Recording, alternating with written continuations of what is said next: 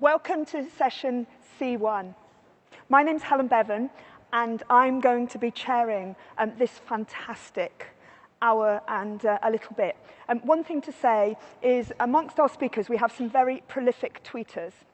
So we really encourage you to tweet this session, and also our colleagues here on the stage are going to tweet as well. So if you see them, with a lot of activity going on, they're not sending text to their friends.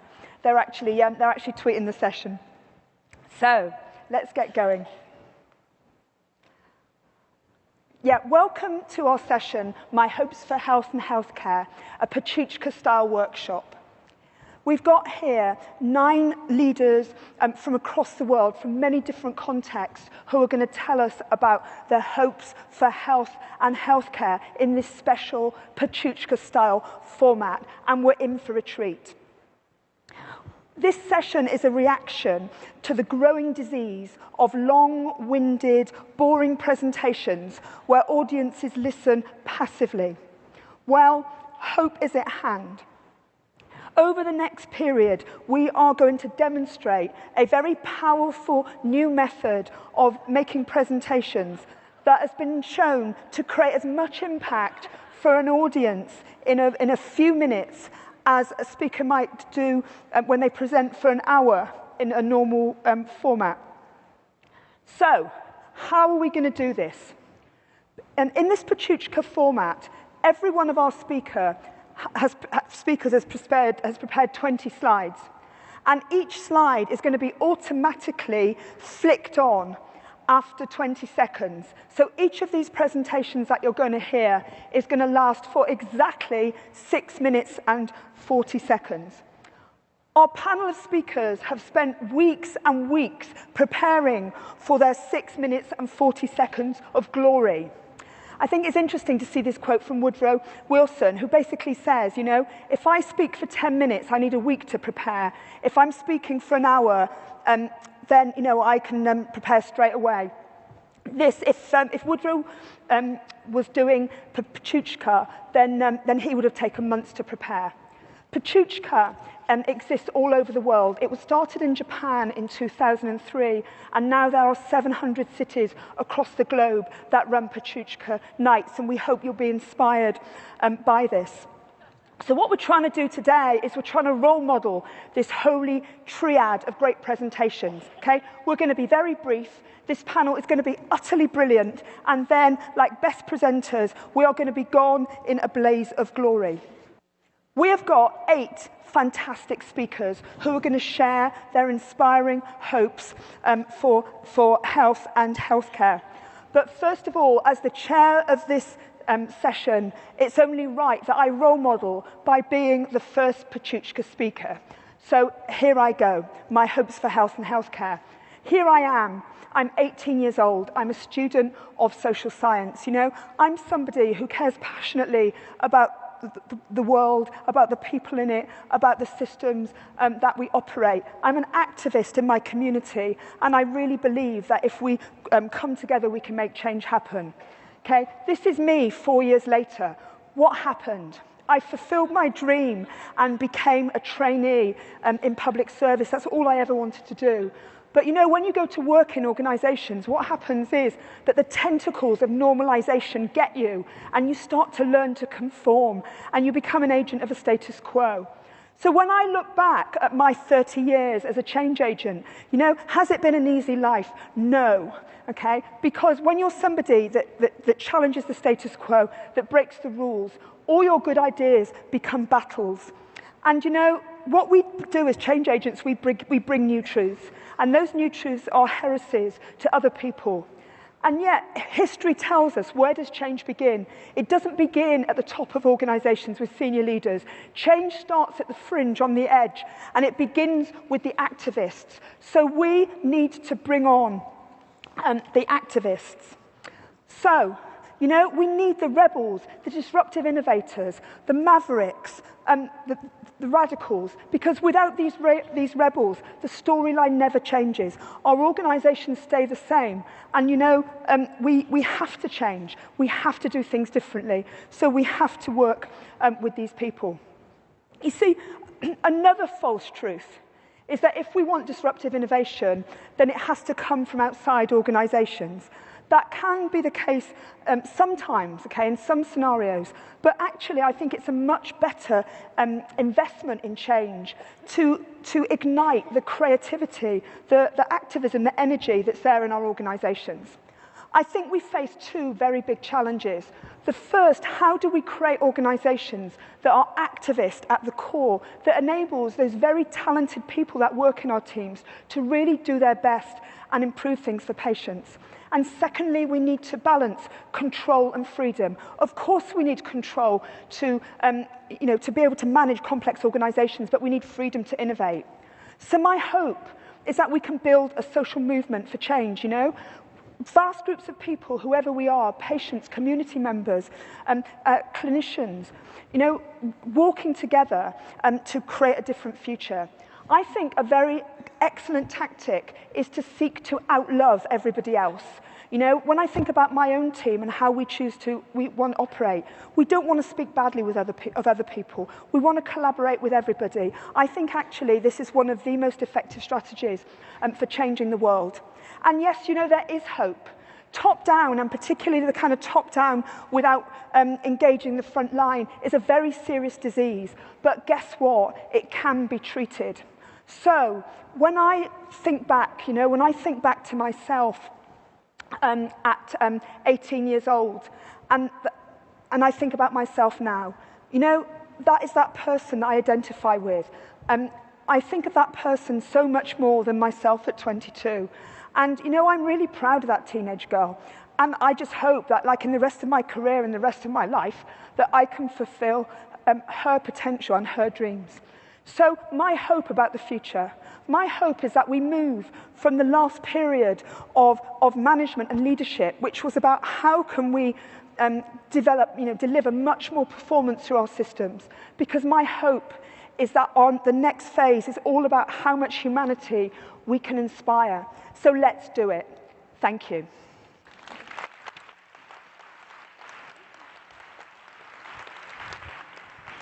So, that's one down and 8 to go.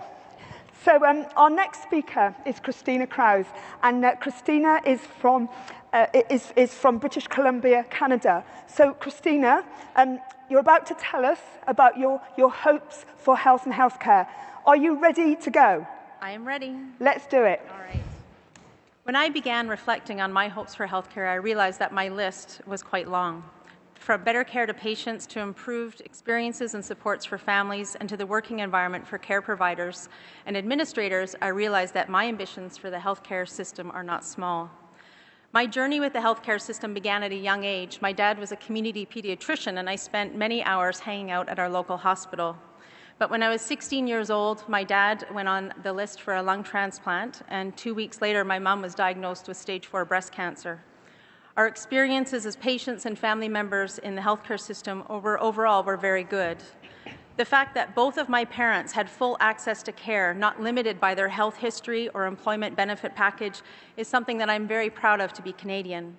Our value on public health care as a country ensured our access to care, and it's something that drives me in my work every day to ensure that this access is protected for future generations to come.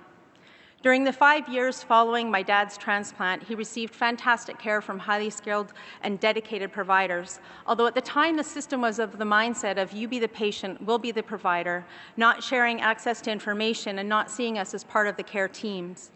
He experienced 3 preventable adverse events, the last of which, a hospital-acquired infection, led to his death at the age of 53. My drive to improve care for patients and family members comes from these experiences, and I have to say I've seen significant changes in the system since that time. In the 18 years since my dad's passing, the success of bringing social movement thinking into healthcare through the 100,000 Lives and Safer Healthcare Now has resulted in significant change. In order to improve care, we need the engagement of not only patients and families, but of those working in the system. And yet I'm worried about our capacity to do this. The number of times I've gone up to a colleague and asked them, "How are you?" only to have their eyes well up with tears, really illustrates how tired many of us are. The commitment of healthcare providers and administrators to improving care is so strong that I often wonder if we remember to look after ourselves in the process. If we aren't well, then our ability to lead and support suffers. A recent Canadian study found that 3 in every 5 healthcare workers are suffering from role overload. Role overload contributes to both physical and mental distress, often resulting in burnout. Burnout can lead to apathy, and apathy to inaction.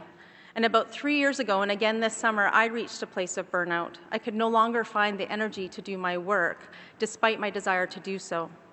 There were times when I would have an agreed-upon meeting time with my boss for a teleconference, and when the phone would ring, I would hit the ignore button rather than answer it. I became sick, fighting a common cold for over 4 months. My strong passion for healthcare and my own personal experiences to see that others would not experience what my family went through were not enough for me to prevent me from reaching this place. The pace of the demand and need for change continues to accelerate. The ups and downs of work demand and flow no longer occur. The summer slowdown that we used to have seems to be missing, and the demand on those working in the system is relentless. Our culture has become one where of greater awareness of the issues in the system has led to desire to take action, but at what point do we stop and ask how much do we have capacity for? How do we recognize the human aspect of our work? We are not assembly lines, we are not machines, and there's a limit to the human bandwidth. These excessive demands contribute to increased absenteeism, greater staff turnover, and overall lower productivity. The way in which we are working and the desire to push hard to achieve more is at risk of achieving the opposite. We've seen an overabundance of a focus on the technical aspects of care without the same deliberate focus on the adaptive and cultural side. Don Berwick once said, "The source of energy at work is not in control, but in connection to purpose." And Rob Heifetz noted that the most common failure in leadership is the result of treating adaptive challenges as if they were technical ones. This environment, the one in which we push for more, focus on the technical side of change, or apply technical solutions to adaptive issues, is at risk of slowing our efforts and getting in the way of solutions. My hope for healthcare is one in which we pay as much attention to improving culture and the environments in which we work as we have to the technical issues in our system. We now have data that links clinical outcomes to the level of teamwork and communication on our units, and yet we know this kind of work is really, really hard. How do we ensure that culture does not eat strategy for lunch every time? How do we support staff to take action on these often difficult issues? My hope is that we build in the time so that the adaptive and cultural challenges do not get bypassed in favor of more immediate concerns or treated with short-term technical fixes.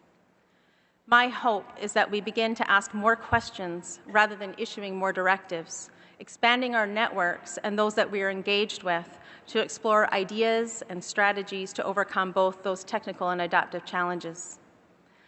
Listening, truly listening, having a deliberate focus on taking the time to understand others. This is about teamwork. It's not about an us and them. At a recent unconference that we held, a colleague of mine raised the topic for discussion of why is administrator an evil word in healthcare? This idea that we are still very much in many places an us and them. My hope is that we take time to appreciate and understand what each of us contributes to improving care for patients rather than judging the actions of others without understanding what is driving them. My hope, the high-quality care for patients and families, and a system that is sustainable for future generations to come is dependent on those working on the system. My hope is that we recognize the human aspect of our work, deliberately seeking ways to understand how we can create the environments that support the adaptive leadership and working on the adaptive issues and a value of what we all have to offer. My hope is that we take time to nurture the relationships, the networks, and the human side of healthcare for both those working in the system as well as those experiencing it.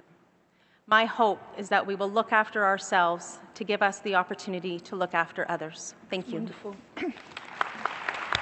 Wonderful. Really good. Okay. Thank you, Christine. I think that was a beautiful message. So we're heading right from Canada, kind of downwards, really, south. And really pleased now to introduce Lakshman, who is a resident at Boston Medical Center. So are you ready for your 6 minutes and 40 seconds of fame, Lakshman? I am. Is this on? Yeah, it's good. All right. I'm ready. Start now. All right. Go for it. What I remember most clearly is how quiet it was. No one was in the hallways, and when I walked into my patient's room, I knew without a second glance, my patient was dead. And the first thought that came to me was that I was responsible for the death of this man. So let's rewind. A year ago, I was an internal medicine intern at BMC, and I was, freshly minted with my MD diploma, and I was getting sign out as I took over a new medical service. And they said, "We've got this very sick patient, Mr. V, but don't worry, our medical student has been working with him day in and day out." So Mr. V, elderly guy, he's on dialysis, he had a lot of vascular problems, a lot of pain, but he was living at home alone before all this. He was working at H&R Block, pretty good. Unclear reasons, he misses dialysis, he's found at home disheveled, confused, sleepy, he's brought into the hospital. And I remember it was striking, one of my first conversations with him, with my young third-year med student at my side, he says, he looks me right in the eye and says, "I wish someone would just put a gun up to my head and pull the trigger." And this was not the conversation that his family was telling us that he was having. So something was wrong, we were confused, and we figured it out. It took 14 days of him being in the hospital, but we did figure it out. What happened was that sometime before, his primary care doctor, seeing him as someone with a lot of pain, put him on extended-release morphine.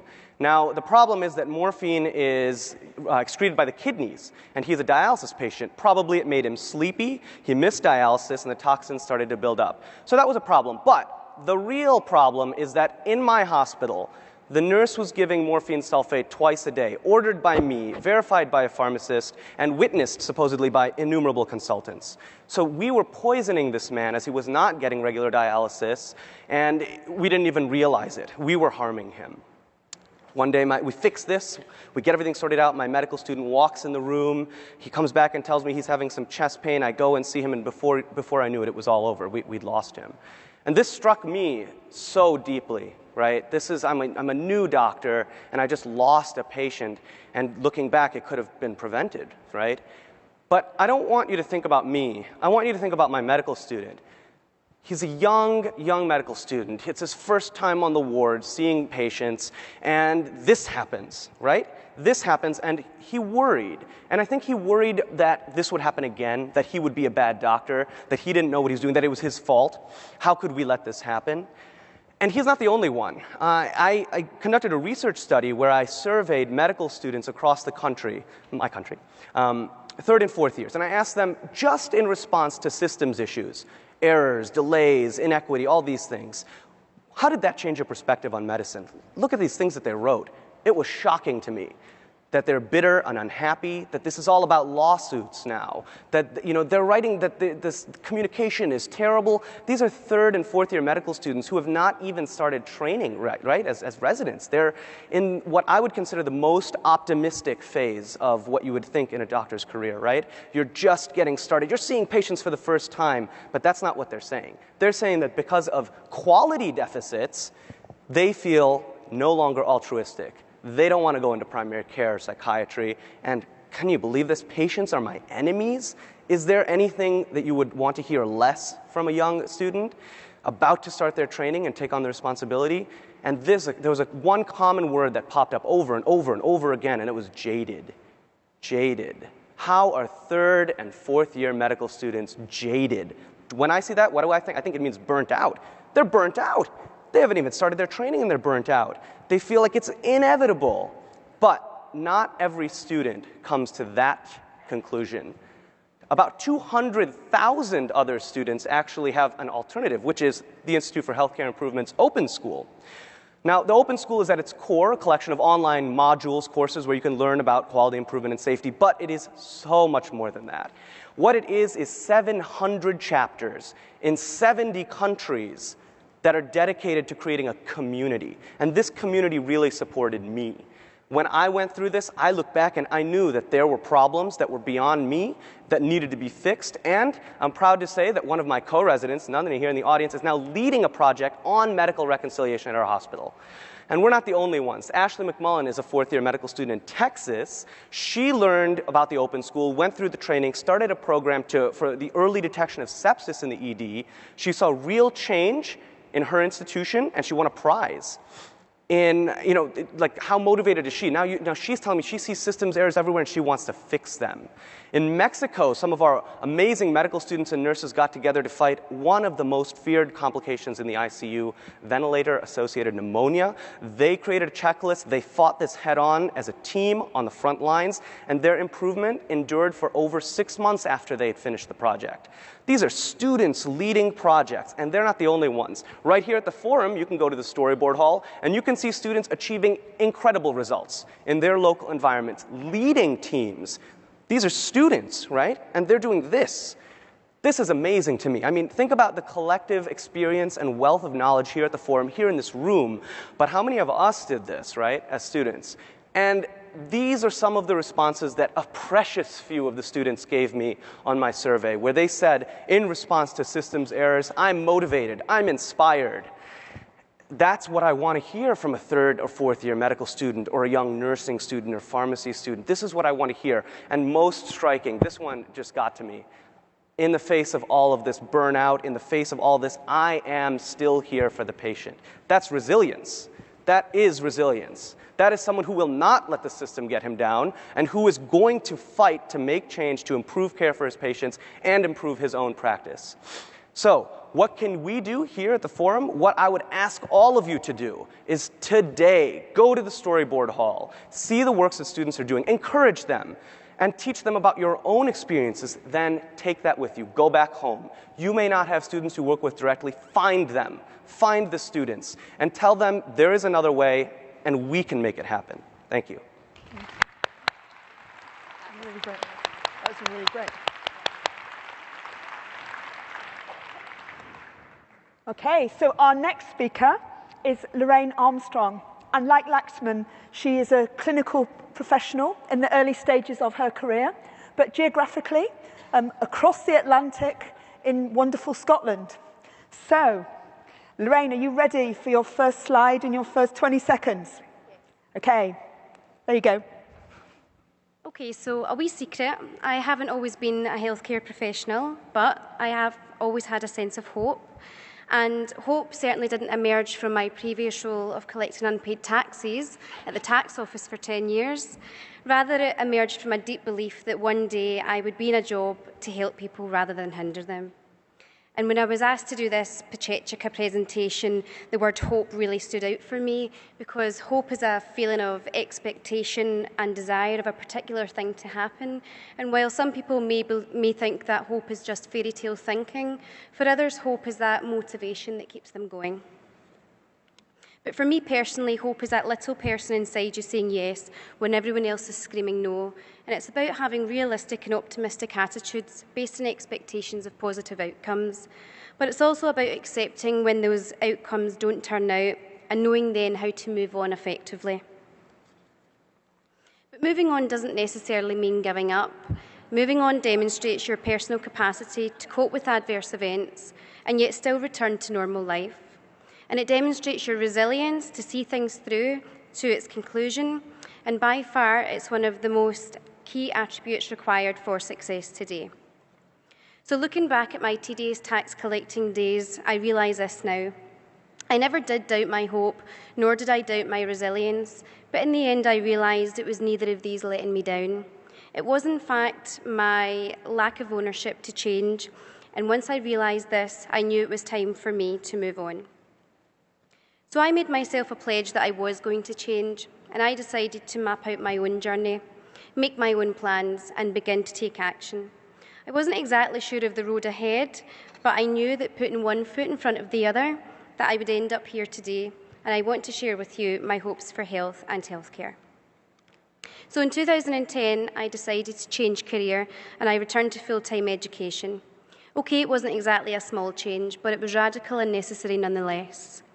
I enrolled on to one of the best adult nursing degrees in Scotland at the University of Stirling, and I can really say that I have never once looked back on that decision. So as a student, I got to take advantage for the very first time of seeing healthcare with fresh eyes. It didn't take me long to realise that improvement was in fact a key aspect to patient care and services, but nor did it take me long to realise that I actually had a passion for this topic and I wanted to pursue quality improvement a lot further. So in my third year, I had the opportunity to conduct my own project. This aimed to reduce inadvertent perioperative hypothermia and improve patient satisfaction within a surgical ward. It was an invaluable experience, and I submitted my work to the IHI and was awarded the QI Practicum certificate. But this was not the only recognition that I received. And in 2013, I won the UK Student Nurse of the Year, primarily for my commitment to improvement. As a result, I was invited to the Royal Garden Party to have lunch with the Queen. It really is amazing what a little bit of hope, some resilience, and a few small changes can really lead to. But I owe my success to this quality improvement team, Michelle Beattie, Ashley Shepherd, and Brian James, who are QI lecturers and experts at the University of Stirling. They piloted and developed an innovative, world-leading quality improvement curriculum in nurse education, and then later advertised a quality improvement fellowship to conduct the evaluation. And I applied for this post and was successful. So my role as quality improvement clinical academic fellow is split three ways.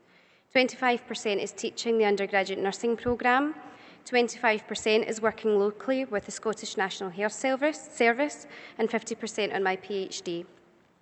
So my PhD is Quality Improvement Education in Nursing, and my thesis focuses on evaluating the impact of a quality improvement practicum on students' knowledge, skills and behaviour in pre-registration nursing. So the feasibility work has been conducted and has been written up, but some of you may have already seen this work before. In April, I was proud to share this work on a poster at the Quality Improvement Forum in Paris. This being my very first international conference, I was quite starstruck, and I asked Dawn Berwick and Maureen Bisignano for a selfie. But I also met some inspirational nurses here who shared my passion for QI, and together we began our own journey. So at the nursing networking session, nurses worldwide, from policy practice, research and education, recognised a lack of quality improvement nursing communities, and we decided to develop our own. Almost 8 months later, we have now 600 Twitter followers, and we are a vibrant global network for nurses with a passion for improving patient care and experience through shared learning and practice.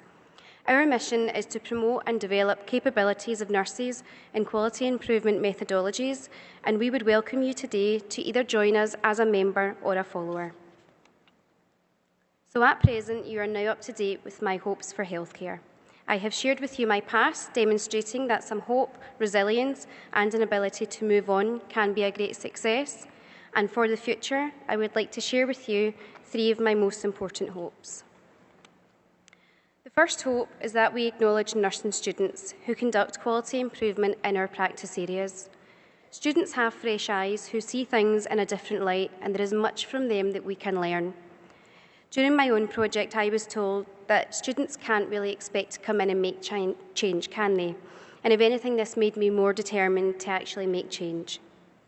My second hope is that I successfully complete my PhD in quality improvement and hope that my research can assist nursing faculty in developing an effective quality improvement curriculum so that we can teach students quality improvement theory and methodologies, which in turn can help to develop the capacity and capability required for nurses who will be leading QI in future. And lastly, I hope that I have managed to convince at least one person in here today that a sense of hope, remaining resilient, and making the changes that you need to can result not only just improvements for yourself, for your career, but also, and most importantly, for your patients and our healthcare services. Thank you. It's wonderful. Yeah, really. Oh, wow. Goodness me, if we get speakers of the quality of Laxman and Lorraine at the stage of your career now, just think how good you're going to be. Yeah, we'll just let Lorraine have a drink. There you go. No, that's okay. You know, we should be very hopeful, I think, for health and healthcare when we see the two of you. So that was wonderful. So now, I think really interesting talk to come. So we have Dr. Mike Richmond, and Mike has got a really fascinating story to tell us in terms of Qatar. So Mike, the stage is yours. Are you ready? Assalamu alaikum, my friends from Qatar. My name is Mike Richmond, and I'm the Medical Director to Hamad Medical Corporation, the main provider of healthcare in Qatar. I want to talk to you today about how we flip healthcare from being not just the providers of last resort, but become the advisors of first resort. Qatar is a small, wealthy Middle Eastern country, about 7,500 miles from here, about the size of Connecticut, where summer temperatures reach up to 120 degrees. The population growth is phenomenal, growing at about 20,000 every month. This is the skyline of downtown Doha, the capital. Qatar is a country on the move with an immensely ambitious vision to transform, particularly in education and healthcare by 2030. To highlight the pace of change, this is the Sheraton Hotel highlighted, one of the many luxury hotels in Doha. And this is the same hotel being built in 1982 in the front. The change in the local environment is staggering. In less than 2 generations, there's been a move from pearl fishing and farming to being the wealthiest country in the world. I can't help but admire the desire and ambition, especially around plans for public services. We've seen a dramatic increase in the population, particularly of young males. In 5 years, we've added nearly 1 million people. That is 4 times the size of Orlando. The resulting demand for healthcare is unprecedented and unremitting, and challenging us every single day. The population is uniquely multinational and truly a mosaic of cultures. Only 13% are Qatari. British and Americans collectively make up less than 1% of the total. It's also a highly transient population, with 75% of all people being resident less than 10 years. Wealth and rapid growth come at a price. This is the early morning traffic before the rush hour. Rapid economic development has other more significant downfalls. Disease prevalence changes radically, and as a result of these changes, patients' needs are outstripping capacity, with inpatient hospital beds currently half that of many Western countries. There is potential conflict between the traditional values and the Western lifestyle many recognize. They have been quite literally catapulted into the fast lane of wealth and affluence. Exercise is not common here, particularly due to the extreme heat. The lifestyle changes are multifaceted but very real, such as a move from the traditional healthy Arabic diet, consisting of vegetables, small amounts of protein, dates and yogurts, to one being replaced by increased calories, processed foods, and diets rich in fat, sugar, and salt. With the transition to urbanization and affluence, the prevalence of certain diseases dramatically increases. Economies move away from infectious diseases towards chronic ill health. The pace of change is dramatically different in Qatar. The UK and US transitioned over many generations, whereas Qatar has shifted in just 2. In the West, we describe the silver tsunami, the pressures of an aging population. Qatar has some truly unique challenges. The sustainability of the country is threatened by a tsunami of chronic disease rather than age, particularly diabetes, heart disease, and chronic lung disease. And this is what it looks like. Our prevalence of diabetes is more than double that of the US, and half of the adults are obese. More worryingly, it is the incidence of chronic disease in a younger population, with it impacting actually 10 years earlier than in the US, living longer with ill health as the result. As you can see, the situation shows no sign of abating. It is predicted that by 2025, 70% of adult Qataris will be obese and 30% will suffer, unfortunately, from diabetes. A healthcare crisis in evolution. Thinking must change. This is our new acute hospital. These are state-of-the-art facilities with the potential to provide world-class healthcare. Buildings alone will not be the answer. Healthcare is not health. My hope is that we will adopt innovative new models of care based around the needs of individuals and communities. We're at a crossroads in healthcare. Do we continue as we are, or do we make a dramatic turn? I hope we will learn from others and we will choose the difficult road of building a healthy country where lifestyle diseases will be seen as a failure. This would be the road less travelled. The deterioration in health is rapid and the health burden growing fast. We need a radical change in attitudes and behaviours. This will require soul-searching amongst the population. How can we encourage every citizen to take responsibility for their lifestyle choices? I hope we can empower people to make decisions for sustainable health. A sustainable health system will depend on action in the community and at home. Qatar has a rich history of community, and this presents an opportunity that I hope will be built upon. This majlis, or meeting place, alongside schools and mosques, places where groups meet, offer a choice to build on tradition and share the best of knowledge. Healthcare cannot do this alone. We need strong partnerships between industry and government to help deliver effective health service and influence the public's health. I hope that Qatar's commitment to education will underpin the drive to a healthier population. Healthy lifestyles may look different. With soaring temperatures, flexible approaches based on tradition and cultural sensitivity are needed. Urban planning in Doha could develop ways of enabling the population to exercise within the constraints the climate poses. Hamad Medical Corporation can lead the way as an employer of 25,000 people. To take the road less travelled towards a healthy country where every individual sees health as a responsibility is not the easiest. But my hope is that Qatar will take that road. It could be the saving of many lives. It could just be the ride of a lifetime.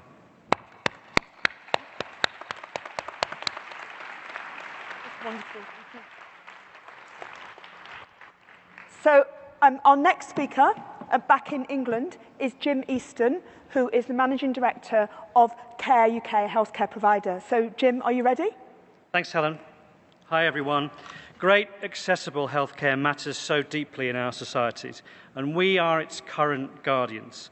And so my hope for the future of healthcare is that we work to sustain its availability for our children and our grandchildren, and that we work to start that process today. So I want to introduce you to someone that you may never have heard of. This is Bob King. He's a revolutionary. In 1972, understanding that energy policy in the US and internationally was unsustainable, Bob started building electric cars. Most people thought he was crazy. Some thought he was outright dangerous, threatening an important industry. But of course, Bob was right. If you cared as much about sustainability tomorrow as success today, then you had to work for long-term change, even if people thought maybe for decades that you were crazy or dangerous. US sales of electric cars have doubled in the last 18 months, and the UK government says that by 2040, every car should be hybrid or electric. But in healthcare, we're back in 1972. Healthcare costs in developed countries are growing twice as fast as the wealth of those countries. It is factually unsustainable. We are threatening its availability for our kids and our grandkids. But to suggest that we should or can cut costs is still seen as crazy or dangerous by many. And quality improvement, the thing that we love, I think is at best making still a minority contribution to the cost issues, slowing the problem but not fixing it. So in terms of the long-term financial sustainability challenge, our quality improvement efforts are completely necessary but wholly insufficient. So let's be more like Bob King. Keep improving, yes, it's vital, but not enough. Let's take the next step. Let's start thinking and acting on the crazy, dangerous thoughts that build for the long tomorrow. So I'm going to stick my neck out with some suggestions. You might think that they're ideas of pure genius, more likely the nightmares of a crazy man.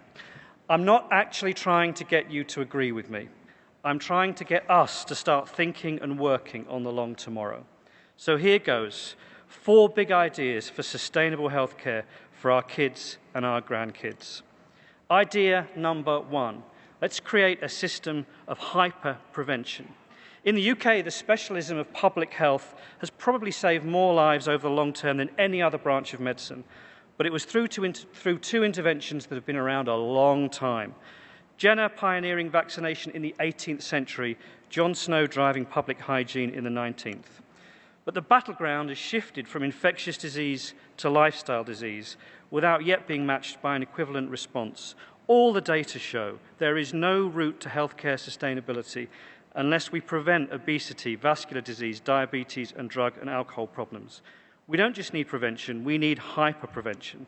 So suspend for a few minutes your fears about Big Brother.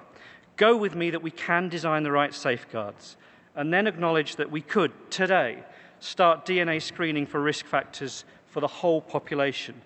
Start using implantable or wearable monitoring devices for the whole, or at least the whole at-risk population. Imagine hundreds of data centres linked to those devices with smart algorithms quietly and proactively monitoring your health, spotting the earliest possible signs of trouble developing and proactively triggering interventions, some we know about and some new, for reducing those health risks and cost. And linked to this, big idea number 2, long-term social design for the elimination of calorific surplus. You see, we're not just eating ourselves to death, we are literally eating our healthcare systems. Bad food needs to become the new tobacco, bad eating the new smoking. So, of course, in my view, we need some better regulation of the food industry, but also redesign of our world to put exercise back in. If cities can be designed to have a low carbon footprint, then they can be designed to have a high footprint. No more gyms in London, London as my gym. Yay. Big idea number 3, the automation of medical knowledge, allowing people direct access to that knowledge and with doctors doing very different jobs. I should say that doctors are why I came into and love working in healthcare. They are overwhelmingly smart, committed, value-driven, engaging, great people. But medical knowledge is now too big and too complex to rely on simple humans, however bright, to hold it. Doctors are the single point of entry to that knowledge, a wonderful but narrow door. They're both knowledge workers and skilled manual workers, with one taking time from the other. And, sorry guys, they're expensive. We cannot afford to grow their numbers to meet our challenge. So let's finally make the information revolution happen in healthcare. I don't want online access to my medical record. I want online access to automated medicine. Let's start with an international automated system of applied medical knowledge of health advice, diagnostic algorithms, and treatment pathways. An interface that I can use, linked to the monitoring devices I described, to assess and proactively diagnose myself. With doctors online to advise, whenever, wherever, and in the flesh for those moments when only human contact will do. And let's free doctors to be those supreme knowledge professionals by transferring those craft skills to others, human and technological. And idea number 4, at the other end of the technical scale, all developed countries are struggling to resource basic care. Simple demographics probably mean the solution isn't just human. So I expect the elder care that I receive to be largely provided by emotionally empathetic robots and online support in a home that's helping me eat, drink, and not injure myself. And I will choose to call that independence. So what do you think? Mad? Bad? Dangerous? I'm not trying to get you to agree. Whatever you think of these ideas, I believe that we, the change leadership community, should create something like a worldwide institute for sustainable healthcare to create and implement the right ideas. That's a wish worth making. And be more like Bob. Us, the change community, improving for the now, maybe misunderstood or mocked, but building for the long tomorrow. Thanks very much. Great. Killed it. Great. Go for it. So now we head a very long way from here to New Zealand, and we have Dr. Lynn Ma, who's the Director of Innovation at Qatar in New Zealand. So are you ready for your first slide? I am, Helen. Thank you. Go for it. Kia ora, everybody. That is hello in Maori language, which is the language of New Zealand, as well as English. My name is Lynn Ma, and I've been working professionally in health for the whole of my career, both clinically and managerially. I'm absolutely delighted to be here today to bring insights from New Zealand and the English National Health Service. What day is it? I tell you what day it is. It's my favourite day because I get to talk to you about partnering with patients and families to be able to make a really big difference and transform our healthcare for the future. I want you to imagine health systems where you feel joy every day. We've talked a lot about joy at this conference, where you see people smiling in work or as patients. I believe we can achieve that if only we were to partner. One way of partnering to make this joy is through co-design. Co-design is a way that we can work closely with patients, families, staff, people who we don't normally relate to so much, social workers, police departments, housing departments, to together pool our knowledge and resources to make a massive difference for healthcare.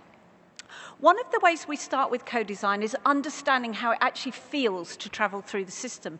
And we get some of that knowledge through surveys, but also through stories and shadowing. And I'm going to be talking about those stories and shadowing a little bit more now. I'm going to start with a story or an excerpt from a story. And it starts with saying, I'm frightened, I want to get out of here. One excerpt from 4 conversations that transformed the care of patients who were requiring to wear a complicated mask as they were having their radiotherapy treatment. Staff and patients worked together to make that experience much, much better.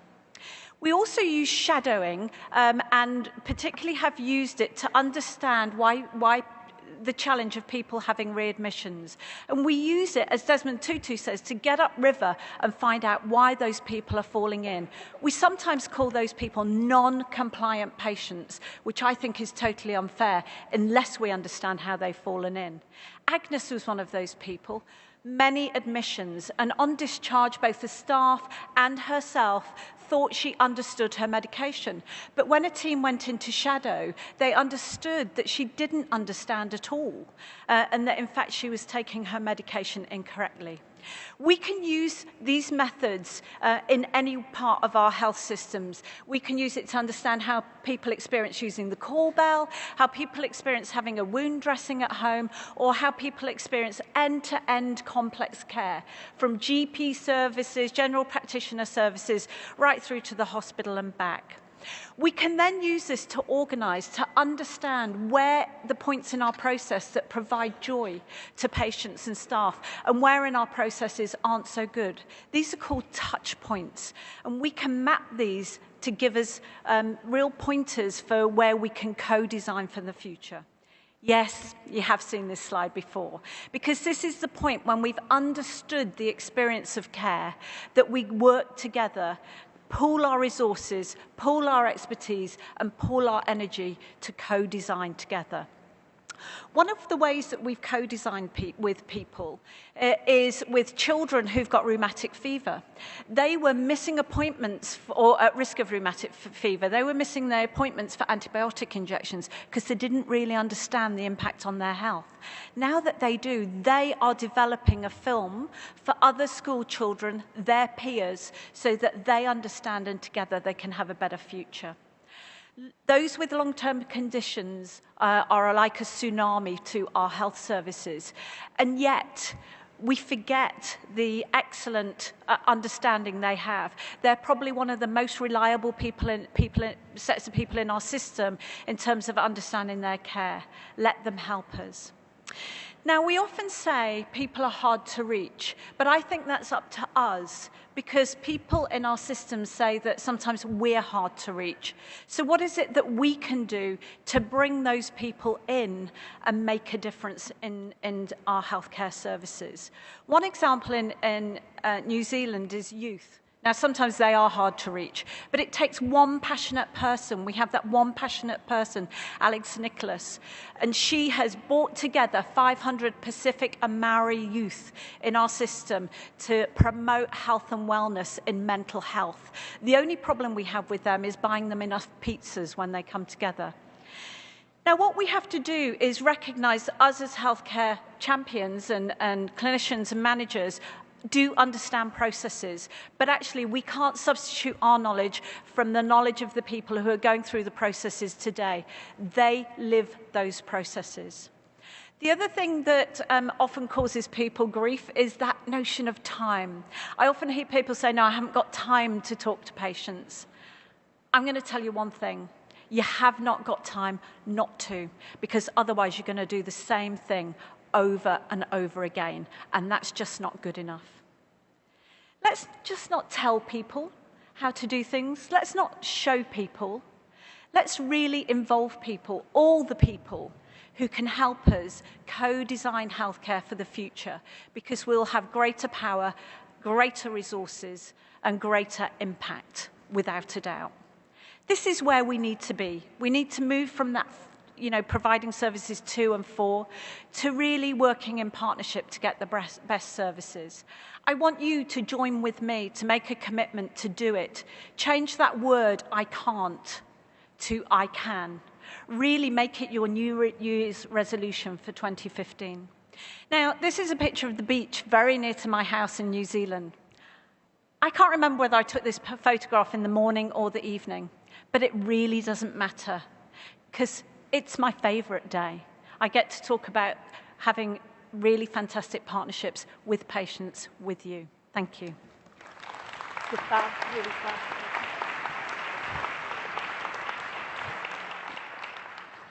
Great, fantastic. And now we have Helen, who is the president of Mothers Against Medical Error USA. So, Helen, are you ready to start? I am. So I'm going to start with a story. This smiling boy is my son, Louis, who died of a medical error many years ago now, at the age of 15. It's a bit of a gloss to call it an error. It was the dysfunction of an entire system. Basically, my son was a healthy, athletic teenager who went into the hospital for elective surgery and died of a reaction to one of his pain medications. But more directly, he died of the failure of his caregivers to act upon his deterioration over the course of many hours. But what I want to talk to you about right now is the backstory and the role that information or lack of information played in what happened to our family. That's my hope for health and healthcare. Transparency. Because I think transparency is fundamentally the only thing that gives power to the patient and the family. So I'll begin at the beginning. What led us to the hospital? Louis was having surgery to correct a cosmetic defect of the chest wall called pectus excavatum. We found out about the procedure from a newspaper article. We'd talked to doctors and we'd done what we considered due diligence on the internet. But in fact, we weren't asking the right questions. It was only after our son died that we learned just how high the complication rate was for this procedure. This was a long time ago. Many people have put a lot of thoughtful efforts into the decision-making process since then, but we still have a long way to go. The focus is still primarily on the procedure and on the transmission of information from clinician to patient. It doesn't take into account what the patient knows or thinks he knows, and it doesn't take into account the all-important interaction of that particular cluster of people, the circumstances and experiences of that doctor, that patient, and even more importantly, of the staff who will assist them both. To return to the story of Louis, after our son died, we expected, we hoped, the hospital would call us to find out what we had seen. They did not. We were cast adrift. We didn't know much about the horrifying new world into which we'd been thrust, but we did know two things. We knew that we now occupied a universe in which the impossible could happen at any minute. And we knew that our personal disaster had put us on the wrong side of a powerful institution whose intentions we had no way of gauging. We were terrified. When we finally went back to the hospital to talk to the surgeon, our fears were not realized. The surgeon didn't know exactly what had happened, but he listened to our story, recognized its validity, and accepted responsibility. The hospital ultimately settled with us without argument.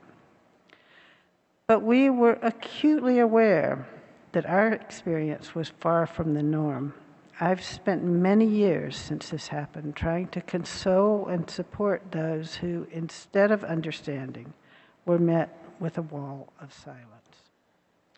For most families, this is worse than the medical injury itself because it devalues the life of the patient and it introduces an element of intentionality.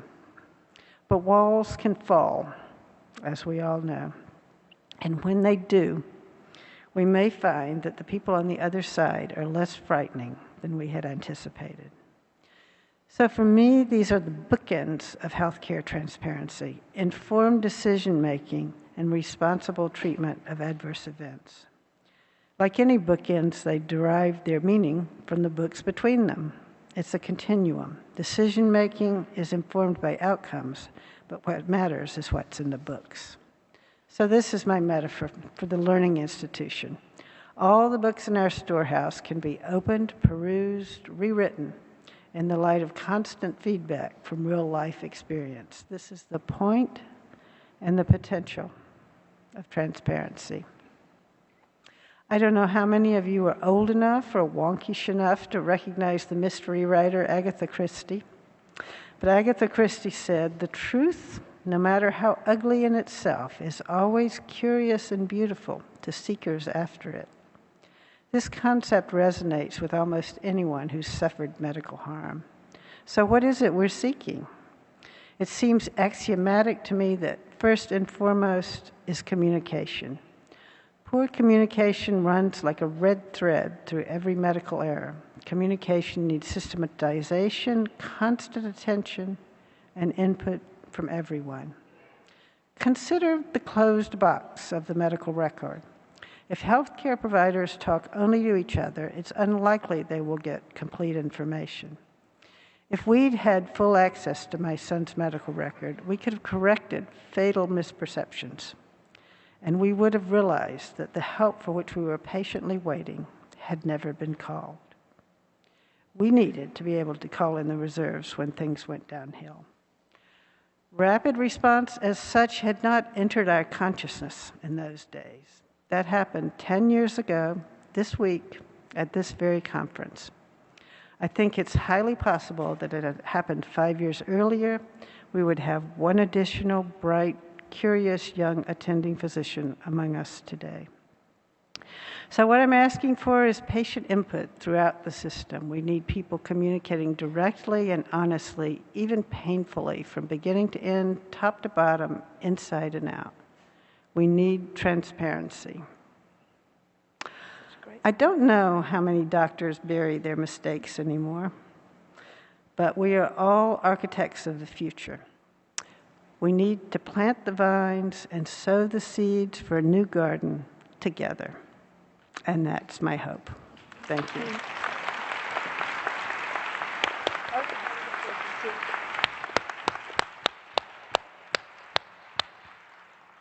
Wow, can you believe that 8 talks have gone so quickly?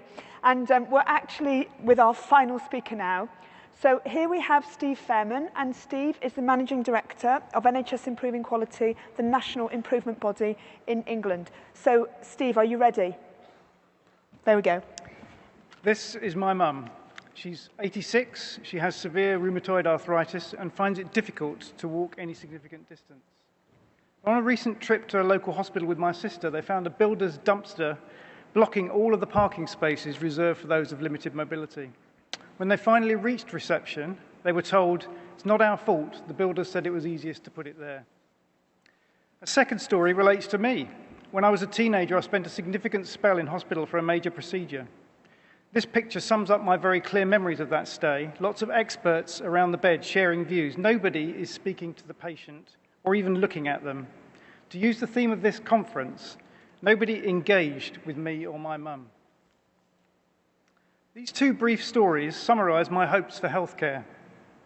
I want to talk about how we develop a culture of healthcare where everybody's talents and contributions are valued, including those of the patient. In particular, I want to hope that we can develop leaders who don't just focus on the bottom line or on the latest set of traffic lights reflecting externally imposed standards passed down from remote regulatory bodies.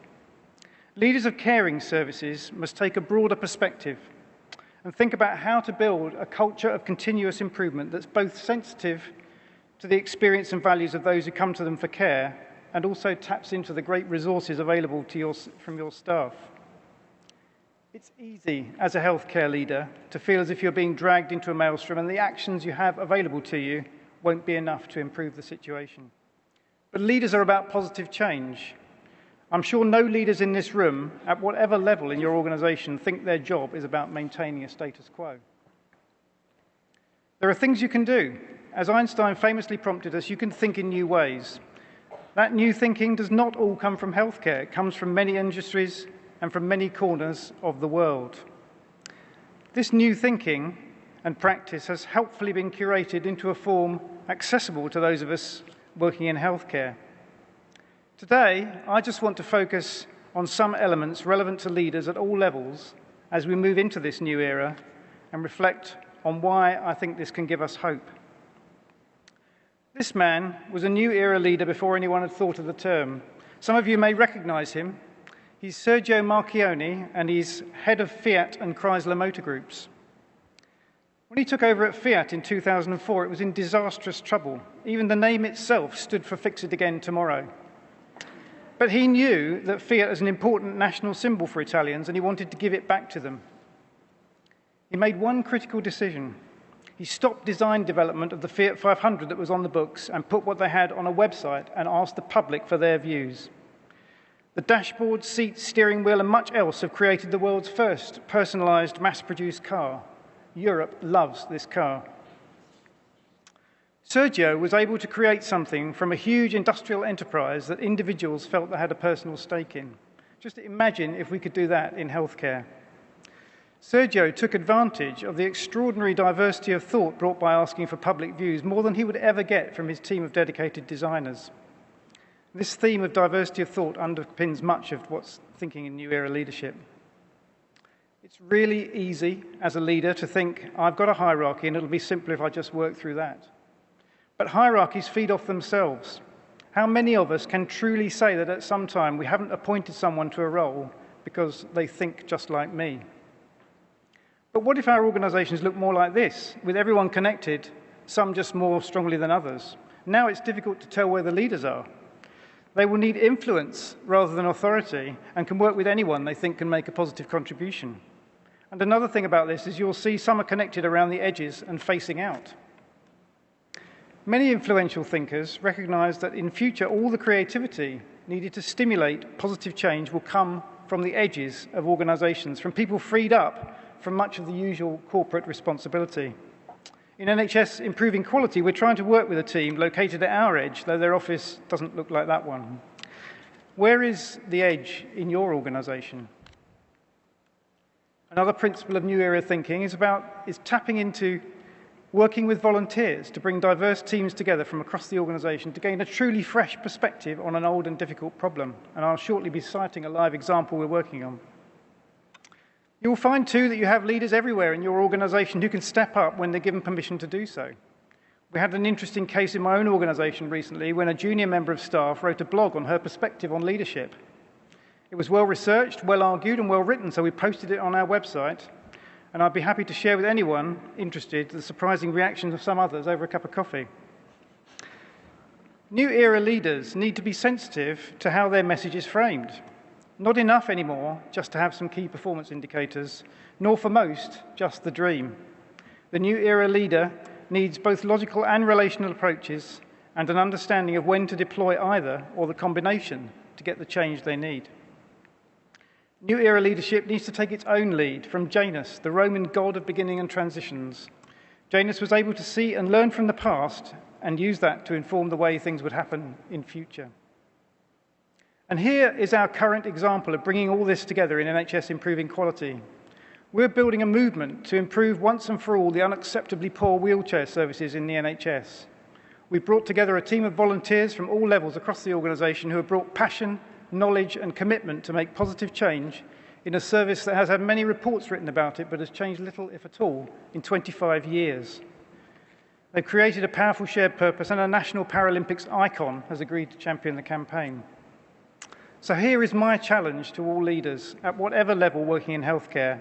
I hope you will see new era change brings with it possibilities to improve care and the experience of those we care for. But can you take the first step?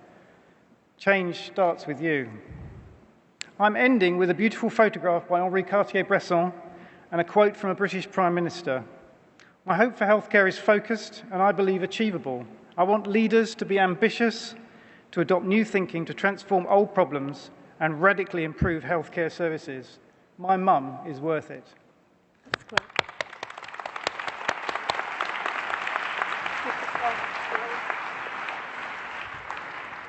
Wow. I hope that you got a sense then of the power of the Pecha Kucha method. And I hope that many of you will seek out the Pecha Kucha nights in your own localities and maybe, try it out. Do it. And I hope, in terms of our panel, just what an eclectic set of hopes and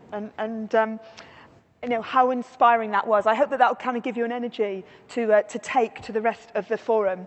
Now, today is history because today has been the first time ever that we've had Pecha Kucha presentations at the National Forum. So we wanted to mark this in a special way, and none of the panel here know that it's coming. So where's my helper? Where's my blue shirt helper? Where's she? Oh, come on then.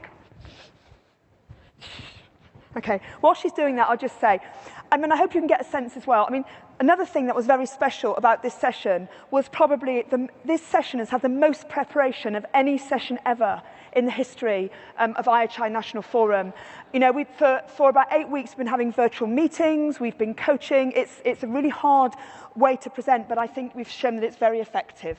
So, here we go. So what we've done is we've got you all a certificate. So Christina. Thank you. Okay. And Lakshman. Thank you so much. And Lorraine. Thank you, that was so kind of you. Thank you. And Mike. Want to come down a bit, yeah? And Jim. You're brilliant. And Lynn. Thank you. And Helen, you're brilliant. Thank you. Oh, and I'm going the wrong way. And Steve, brilliant. Well done. So can we just thank our fantastic panel once again?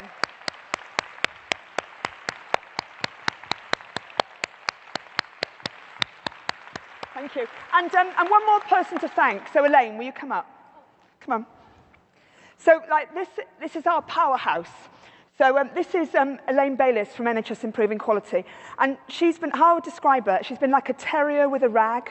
You know when you get like a Yorkshire, Jack Russell Terrier and it gets a rag and it hangs onto it and makes it happen. And Elaine's been the person behind the scenes who's like coached us, bullied us, organised us, coordinated us, and completely inspired us, yeah. So just say really well done, Elaine. So, end of the session. Thank you all very much.